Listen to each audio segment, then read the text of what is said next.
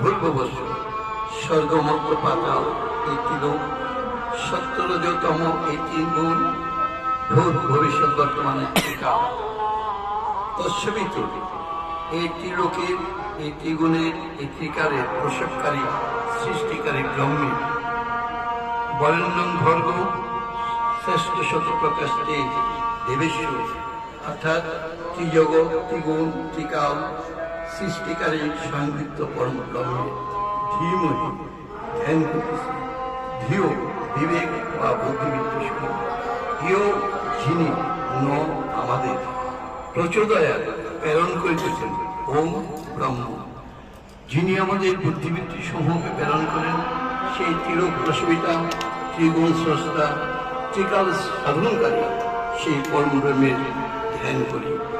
আমরা ব্রহ্মগায়ত্রী বলে যদি আমরা বেদ পড়তে নাও পারি, এই ব্রহ্মগায়ত্রী যদি আমরা প্রত্যেক দিন 108 বার জপ করতে পারি, তাহলে আপনার চার যে বেদ আছে, বেদের যে ফললাভ, সেই ফললাভ একমাত্র ব্রহ্মগায়ত্রীতে হয়ে যায়।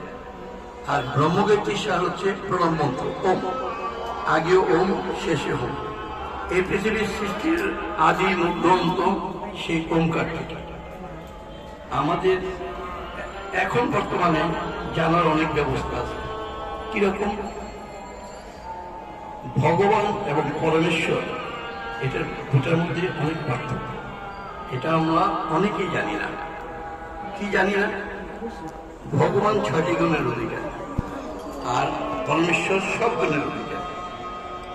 ভগবানের জন্ম আছে, মৃত্যু আছে, কিন্তু পরমেশ্বরের কোনো জন্ম নাই, মৃত্যু নাই।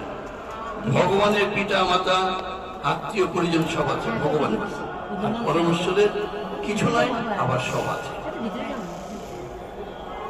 এখানে আমরা এখন মোবাইলটা ঘাটলে পেয়ে যাব যে ভগবান এবং পরমেশ্বরের মধ্যে পার্থক্য। আমরা যদি ওম জপ করি, এই বিশ্বে চলাচলে যত মন্ত্র আছে, যত তন্ত্র আছে, সবগুলি সার হয়েছে সে প্রণব। আমি যদি অন্য কিছু না করি, শুধু প্রণব জপ করি, তাহলে সব কর্ম, সব পূজা একসাথে হয়ে যায়, এর মধ্যে কেউ বাদ পড়ে না। এবং আরেকটা বিষয় হলো যে ওম জপ করলে আপনি যে কোনো ধ্যান করতে পারবেন, যেই ছবি আসুক না, যেই দেবতার ছবি আসুক, আপনি ধ্যান করতে পারবেন।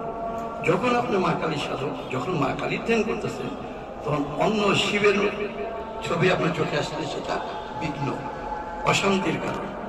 কিন্তু ওম জপ করে যে কোনো দেবতাকে আপনি স্মরণ করতে পারেন, সেই ওমের এত শক্তি।